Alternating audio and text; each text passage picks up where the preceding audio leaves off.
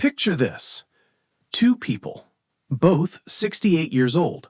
Same diet, same neighborhood, same number of birthdays behind them. One of them will spend their next 20 years traveling, gardening, chasing grandkids around the yard. The other will spend it relearning how to walk after a fall that changes everything. What separates them isn't luck. It isn't even mostly their heart health or their memory. It's something almost nobody checks, something you can test in the next 3 minutes standing right where you are. Doctors and researchers have found that a handful of simple movements, the kind you did without thinking as a kid, quietly predict something enormous: how many more years you'll spend living life on your own terms. Today, we're going to walk through the 3 tests that matter most, not to scare you, to show you exactly where you stand and exactly what to do about it. Maybe you felt it already: a little wobble getting out of the car, a pause before stepping off a curb, reaching for the counter instead of trusting your legs. It's easy to brush these moments off. I'm just tired. The floor was uneven. I'm not that old yet. But here's the truth nobody tells you enough. Balance isn't something that suddenly disappears one day. It fades quietly, in the background, while we're busy focusing on cholesterol numbers and step counts. And by the time it becomes obvious, a stumble, a near fall, a moment of real fear, it's already been declining for years.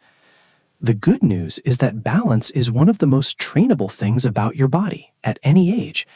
But first, you have to know where you actually stand. That's what these 3 tests are for.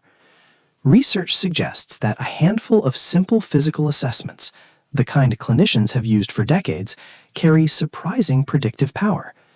Studies following thousands of adults over many years have found that how you perform on these basic movements is linked to something bigger than balance alone: your risk of losing independence and even how long you're likely to live. Let's look at what the science actually shows, one test at a time.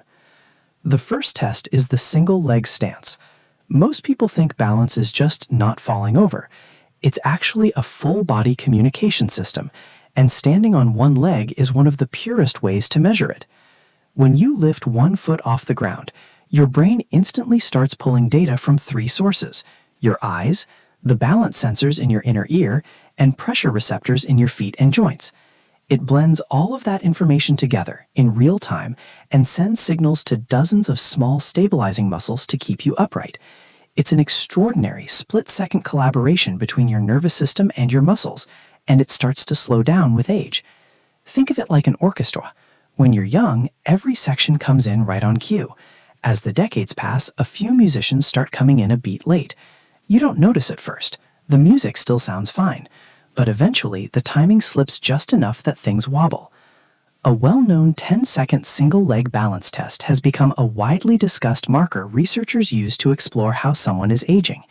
In a study following more than 1,700 adults between the ages of 51 and 75, the ability to hold that single-leg stance for 10 seconds was independently linked to overall survival, even after accounting for age, sex, and other health factors. Separately, researchers at the Mayo Clinic found that how long someone can balance on one leg reflects healthy aging even more clearly than changes in strength or walking pattern. Try it right now, near a wall or sturdy counter for safety. Stand on one leg, eyes open, and see how long you can hold it before needing to touch down. People in their 50s often manage close to 45 seconds, while people in their 70s average closer to 26. But the encouraging part is that this number moves with practice.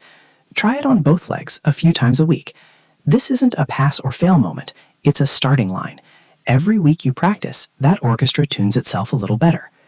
If the single leg stance measures your balance system, the next test measures something just as important: how well your strength, flexibility, and coordination work together. Many people assume getting up and down off the floor is just a matter of having bad knees.